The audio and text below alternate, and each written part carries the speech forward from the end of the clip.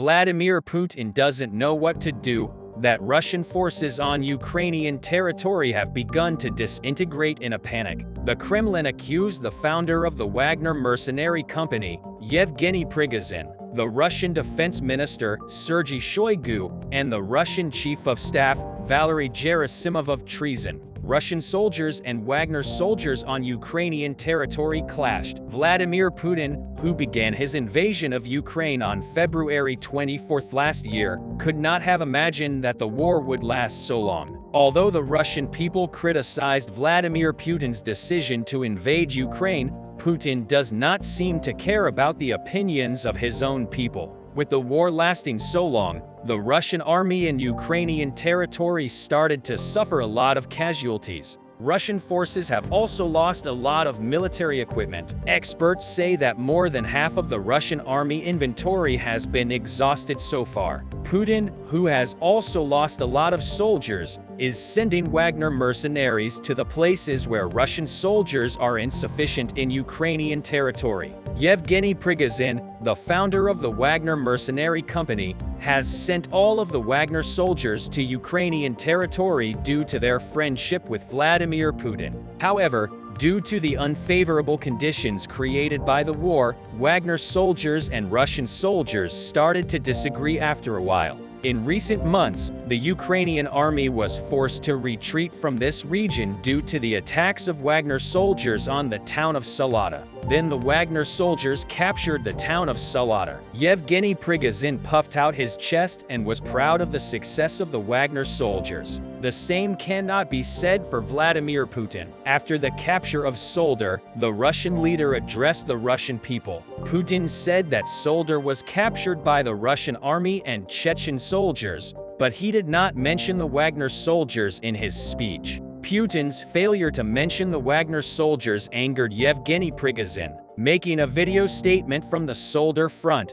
Prigozhin stated that it was Wagner soldiers, not the Russian army, who captured the city of Salvador, and that most of the soldiers in Soledar belonged to the Wagner mercenary company. However, Prigozhin's statements infuriated Valery Gerasimov, the Russian Chief of Staff, and Sergey Shoygu, the Russian Defense Minister. This led to a major tension between Prigozhin and the Kremlin. Yevgeny Prigozhin accused Defense Minister Shoygu and Chief of the General Staff Valery Gerasimov of vandalizing Wagner in the city of Bakhmut, where the fighting is intense. The Russian army and the Wagner soldiers are still attacking the Ukrainian army. However, Yevgeny Prigozhin stated that the Wagner soldiers fighting for Russia in the city of Bakhmut were not provided with ammunition and military equipment, but all assistance was given to Russian and Chechen soldiers, stating that Russian commanders betrayed them. Prigozhin said that although there were many weapons and ammunition in the ammunition depots, Russian commanders did not share these ammunition with Wagner soldiers.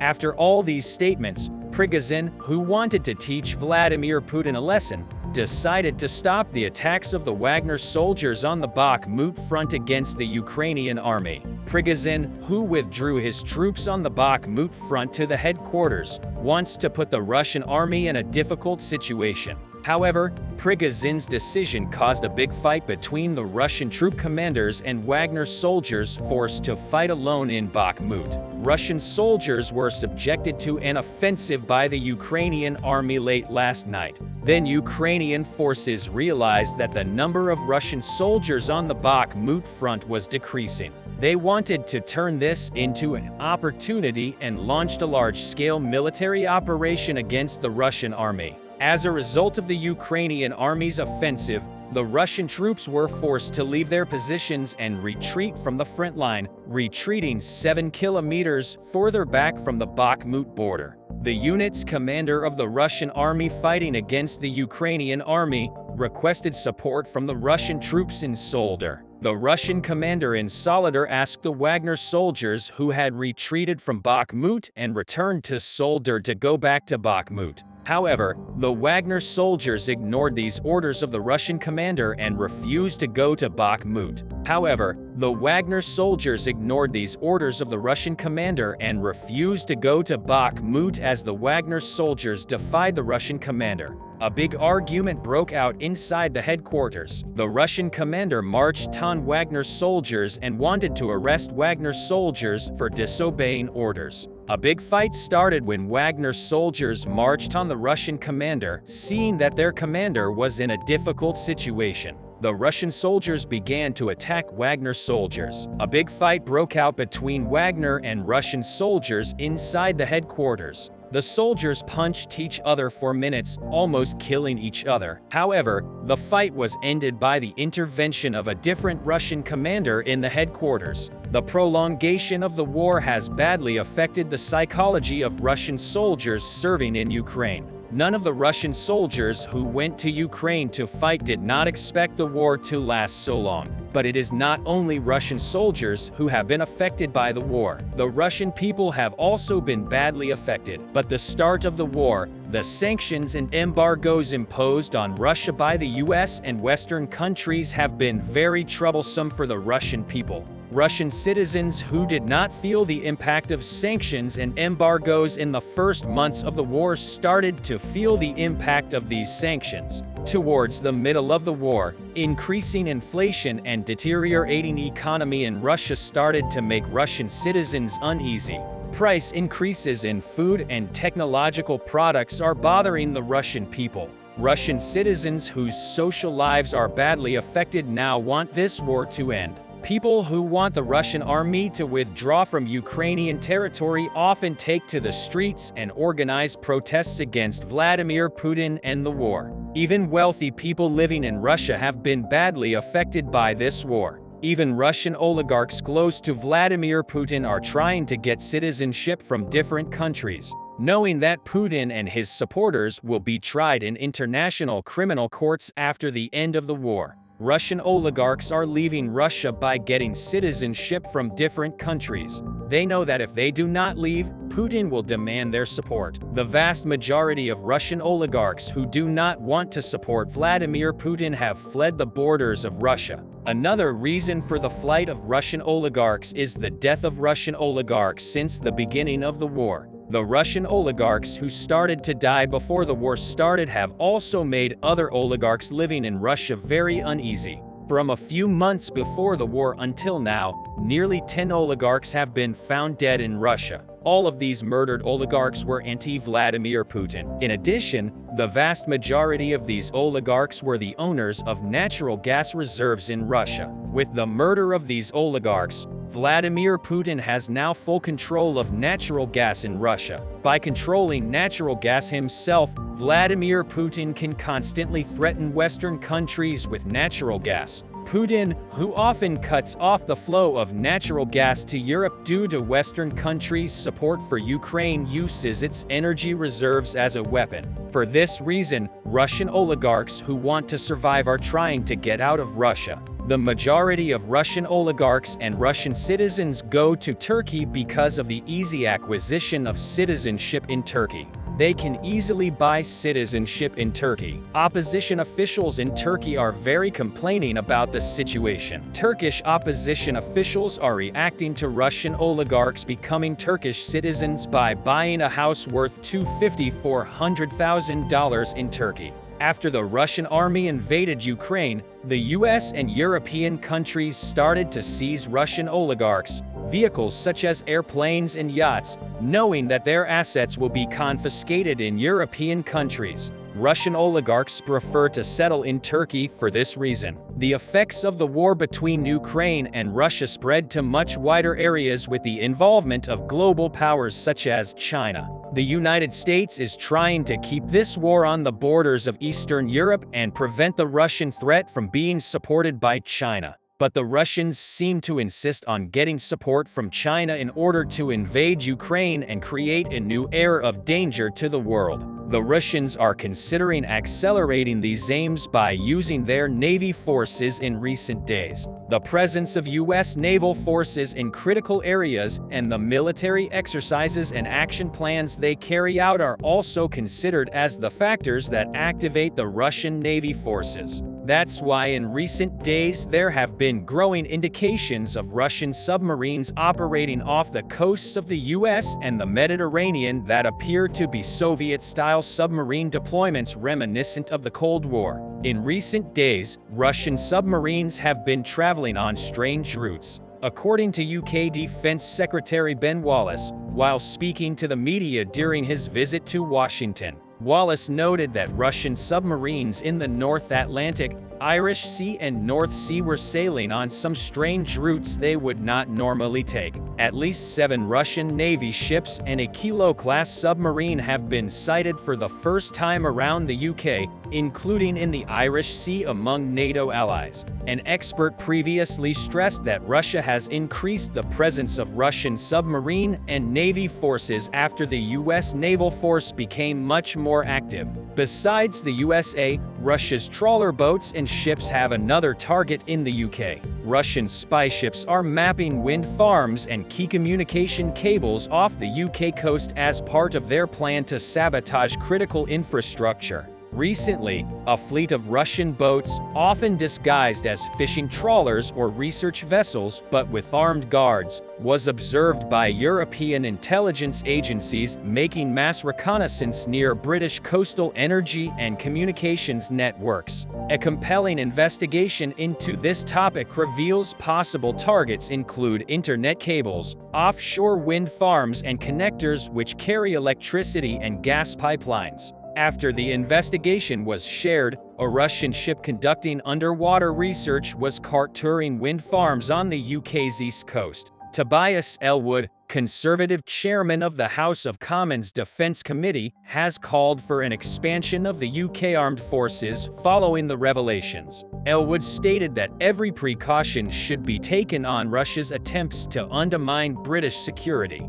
In summary, Ukraine's allies, such as the United States and the United Kingdom, have begun to focus more on the security of their North Sea infrastructure amid rising tensions with Russia after the attack on the Nord Stream pipeline.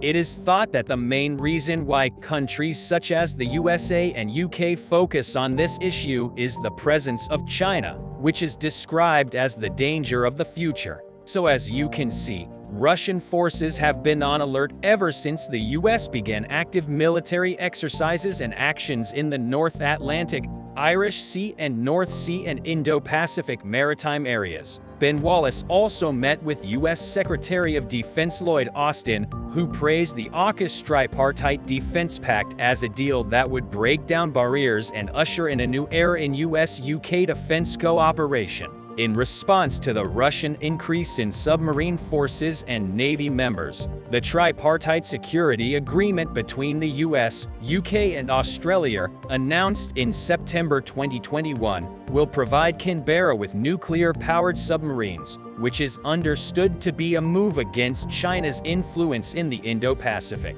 That's why this security agreement, praised by US Secretary of Defense Lloyd Austin, is vital for Russia, China and other dangers. Against all this, the Russians, in addition to giving a red alert, immediately started to work to position their naval forces and to gain new naval forces in the army inventory. Russian state media reported earlier this year that a new submarine division carrying nuclear-capable Poseidon super torpedoes for the Pacific Fleet will be installed as early as next year. In recent years, Russia has been trying to upgrade its submarine fleet, according to the non-profit Nuclear Threat Initiative. For this purpose, the Russian Navy has a total of about 58 ships, but the number of ships owned by the US, one of Ukraine's most important allies, is much more than that. There are 296 ships in total in the US Navy. In addition, the US Navy also has the world's largest carrier navy with 11 in service and 1 is still under construction.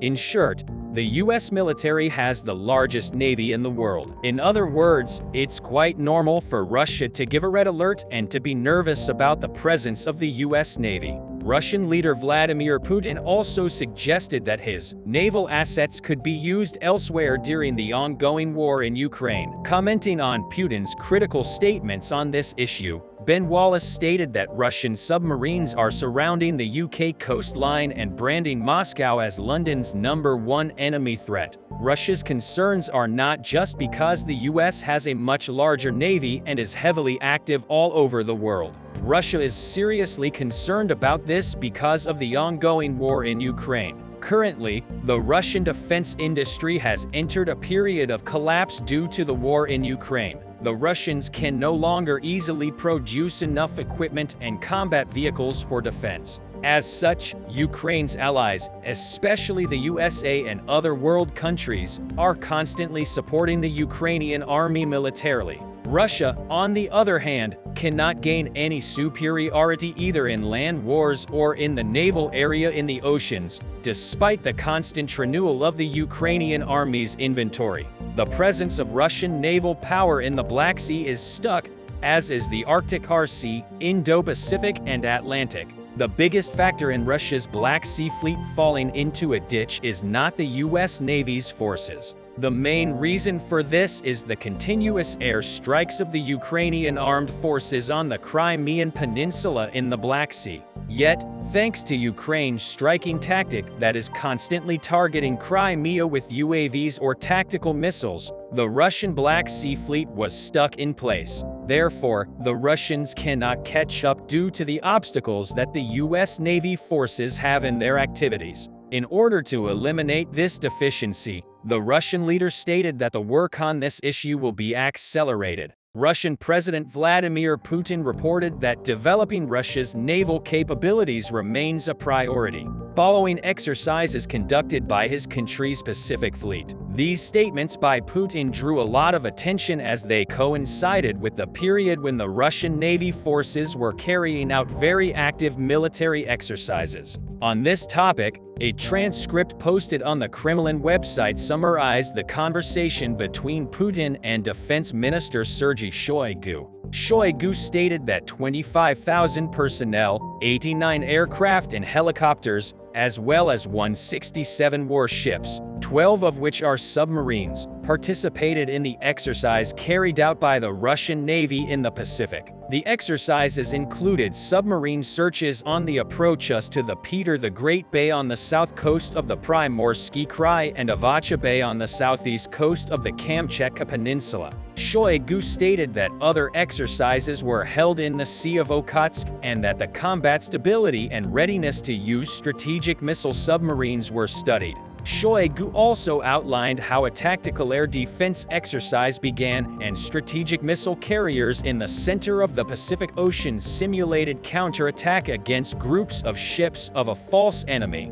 In response, Putin emphasized that the exercises in the Pacific continued despite the clear priorities of the war in Ukraine, adding that the fleet can certainly be used in clashes in all directions. Kremlin spokesman Dmitry Peskov later explained, without mentioning Ukraine, that Putin had commented on a turbulent environment in many areas. It was claimed that Peskov's statements were directed towards Putin's statements about the Pacific Fleet. Former British military intelligence officer Philip Ingram stated that there were several reasons for the exercises conducted by the Russian naval forces. According to Ingram, the purpose of these Russian Navy exercises is to try to show that Russia continues its normal military activities despite combating its special military operation in Ukraine. Ingram emphasized that Russia wanted to show that it is a player in the Pacific region as well as to consolidate its ties with China.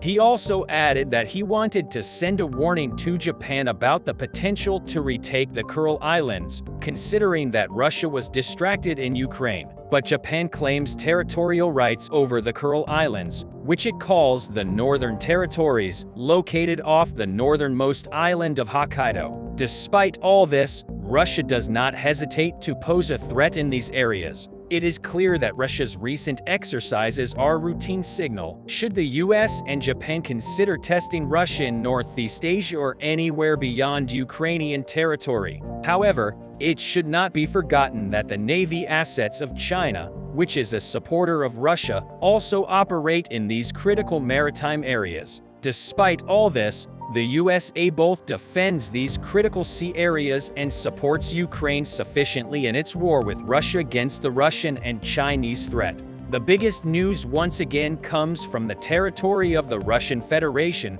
namely from the Belgorod region. Here, the Freedom of Russia Legion and Russian Volunteer Chorus conducted another operation to draw Russian forces and resources to the northern front. Both detachments fully consist of Russian citizens who are against the current Russian government. These people, sought and were granted temporary shelter in Ukraine because their current military objectives align with the Ukrainian ones. The first target of the insurgent forces became a Russian control point on the border prior to the attack. The insurgents conducted several waves of drone and artillery strikes to undermine Russian defense. Geolocated footage shows how one drone targeted a group of people who were reportedly controlling the point. Later, it turned out that the eliminated personnel belonged to the Russian Federal Security Service, which is not surprising because, as mentioned last time, due to the lack of regular forces in the region, Russians deployed at the border all types of rapid deployment forces. After conducting extensive artillery preparation on the first and second lines of defense, the insurgents launched a ground assault under continuous cover from artillery. Russian sources reported that several squads reinforced with one tank tried to attack the control point, which was protected by 20 border guards and 20 conscripts. This is interesting because it indicates that the federal security forces decided to retreat after at least one of their personnel was killed in a drone attack. Simultaneously, the insurgents opened a second line of attack towards the Volkhanka. Russian sources reported that one motorized rifle company assaulted the outskirts of the settlement. The footage confirms that there was a second vector of attack, because there is only one place in this region where a highway goes through a forest. Additional footage released by the Freedom of Russia Legion also confirms that there were active engagements between the insurgent and Russian forces.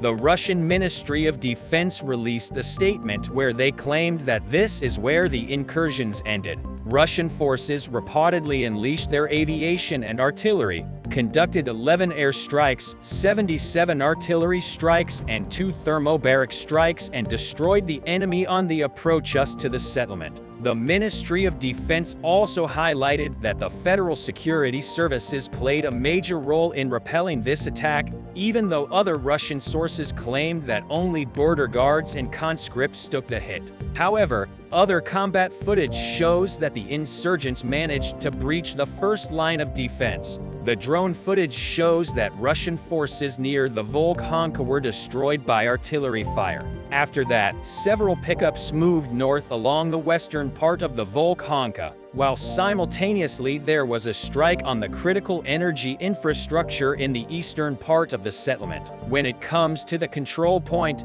the drone footage showed that insurgents destroyed plenty of Russian equipment 2 kilometers north of the control point, namely, one mortar system, Tulpan, one truck with ammunition, and one armored fighting vehicle. Ukrainian sources reported that Russians retreated to Shebekino, where they waited for reinforcements. Local residents also noticed several drones operating above the town. One of the insurgent detachments, namely the Russian Volunteer Corps, reported that they saw how police and other rapid deployment forces went hiding in the only buildings that they had access to. In particular, the police station, local administration building, and some warehouses that were already used for military purposes. Later, the insurgents released footage showing the aftermath of a strike on the police station in the northern part of the town, the building of the regional administration in the central part of the town, and also facilities belonging to the factory, Mona Crystal, in the southern part of the town. Some sources reported that the artillery hit a fuel storage facility, which caused a huge fire. After successfully folding Russian forces into distinct areas and after hitting these areas of forces concentrations with artillery fire and emptying the reserves for the protection of the border, the insurgent forces reportedly called their task completed and timely withdrew, avoiding the engagement with the reinforcements that were heading towards the city.